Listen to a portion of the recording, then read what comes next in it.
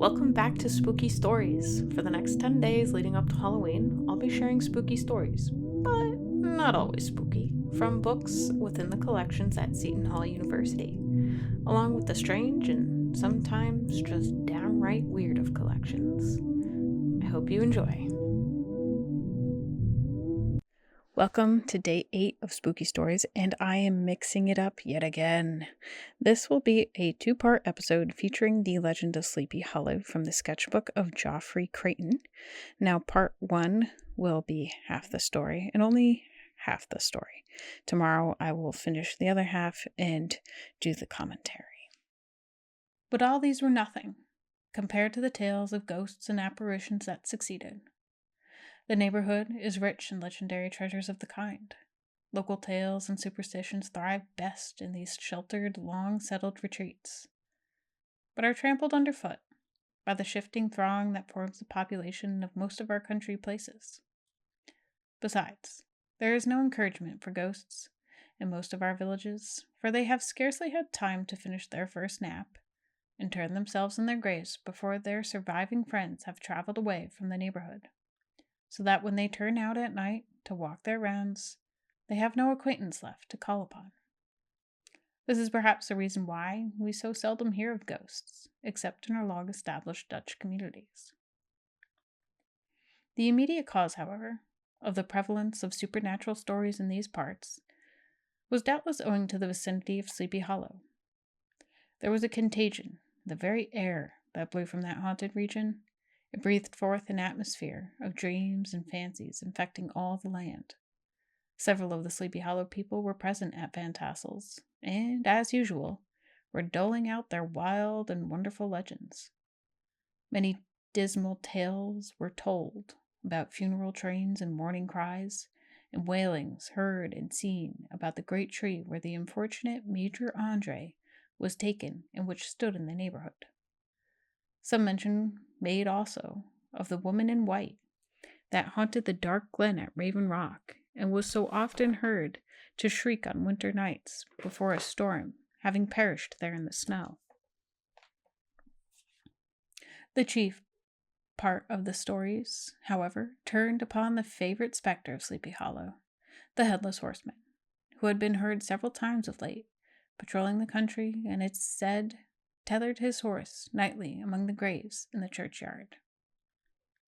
The sequestered situation of this church seems always to have made it a favorite haunt of troubled spirits. It stands on a knoll surrounded by locust trees and lofty elms, from which its decent whitewashed walls shine modestly forth like Christian purity, beaming through shades of retirement. A gentle slope descends from it to a silver sheet of water, bordered by high trees, between which peeps may be caught at the blue hills of the Hudson. To look upon its grass-gown yard, where the sunbeams seem to sleep so quietly, one would think that there at least the dead might rest in peace. On one side of the church extends a wide woody dell, along which raves a large brook among broken rocks and trunks of fallen trees. Over a deep, black part of the stream, not far from the church, was formerly thrown a wooden bridge. The road that led to it, and the bridge itself, were thickly shaded by overhanging trees, which cast a gloom about it, even in the daytime, but occasioned a fearful darkness at night. Such was one of the favorite haunts of the Headless Horseman, and the place where he was most frequently encountered. The tale was told of old Bower, the most heretical disbeliever in ghosts, how he met the horseman returning from his foray into Sleepy Hollow, and was obliged to get up behind him, how they galloped over bush and brake, over hill and swamp, until they reached the bridge, when the horseman suddenly turned into a skeleton, and threw old Bower into the brook, and sprang away over the treetops with a clap of thunder. This story was immediately matched by a thrice marvelous adventure of Brom Bones, who made light of the galloping Hessian as an arrant jockey. He affirmed that on returning one night from the neighboring village of Sing Sing, he had been overtaken by this midnight trooper. that he had offered to race with him for a bowl of punch, and should have won too, for Daredevil beat the goblin horse all hollow. But just as they came to the bridge, the Hessian bolted and vanished in a flash of fire.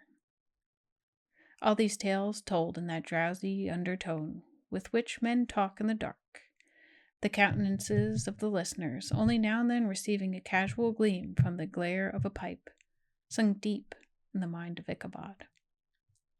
He repaid them in kind, with large extracts from his invaluable author, Cotton Mather, and added many marvelous events that had taken place in his native state of Connecticut, and fearful sights which he had seen in his nightly walks about Sleepy Hollow. The revel now gradually broke up. The old farmers scattered together their families in their wagons, and were heard for some time, rattling along the hollow roads and over the distant hills. Some of the damsels mounted on pillions behind their favorite swains, and their light-hearted laughter, mingling with the clatter of hoofs, echoed along the silent woodlands, sounding fainter and fainter until they gradually died away, and the late scene of noise and frolic was all silent and deserted.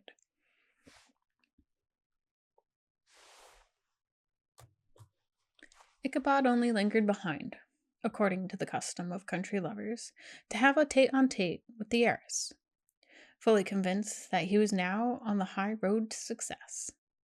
What passed at this interview, I will not pretend to say, for I, in fact, do not know. Something, however, I fear me, must have gone wrong, for he certainly sallied forth, after no great interval, with an air quite desolate and chapfallen. Oh, these women! Could that girl have been playing off any of her coquettish tricks?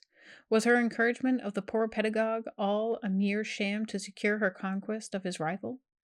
Heaven only knows, not I. Let it suffice to say, Ichabod still forth with the air of one who had been sacking a hen roost rather than a fair lady's heart. Without looking to the right or left to notice the scene of rural wealth on which he had often gloated, he went straight to the stable, and with severely hearty cuffs and kicks roused his steed most uncourteously from sleeping, dreaming of mountains of corn and oats and whole valleys of timothy and clover.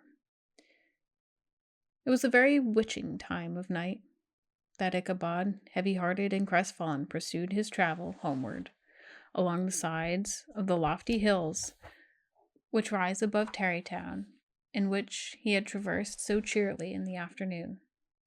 The hour was as dismal as himself. Far below him, the Tappan Zee spread its dusky and indistinct waste of waters, with here and there the tall mast of a sloop riding quietly at anchor under the land. In the dead hush of midnight, he could even hear the barking of the watchdog from the opposite shore of the Hudson, but it was so vague and faint as only to give him an idea of his distance from this faithful companion of man. Now and then, too, the long-drawn crowing of a cock, accidentally awakened, would sound far, far off, from some farmhouse, away among the hills. But it was like a dreaming sound in his ear.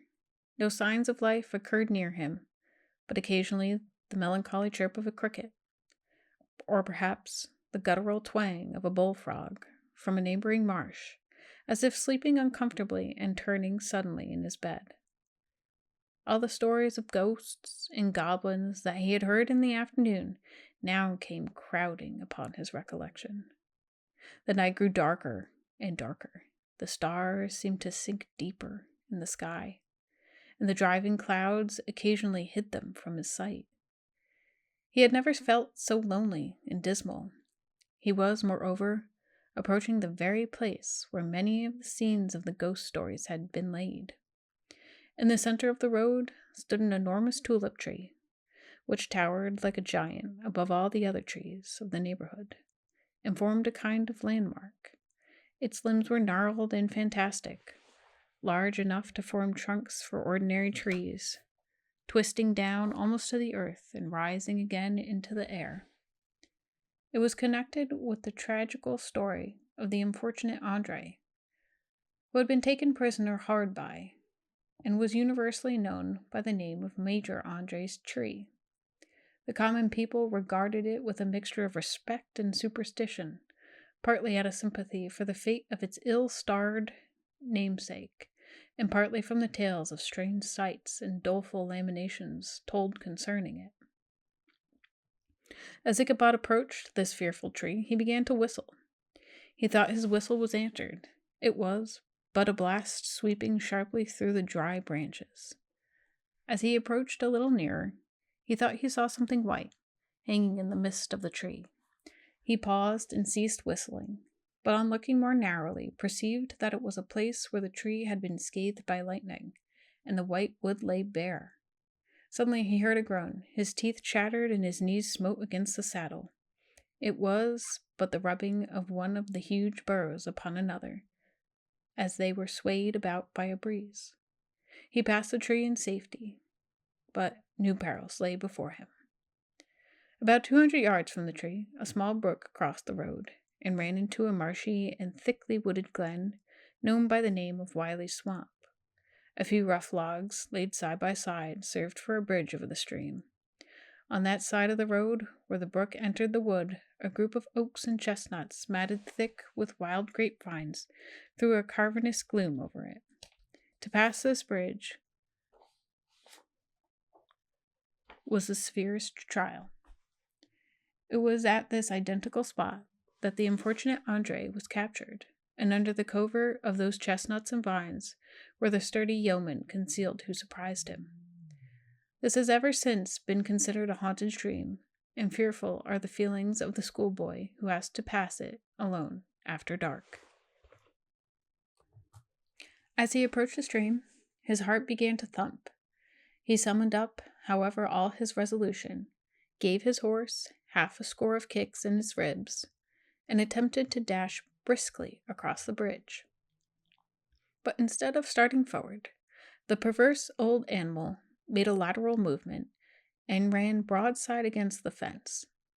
Ichabod, whose fears increased with the delay, jerked the reins on the other side and kicked lustily with the contrary foot. It was all in vain.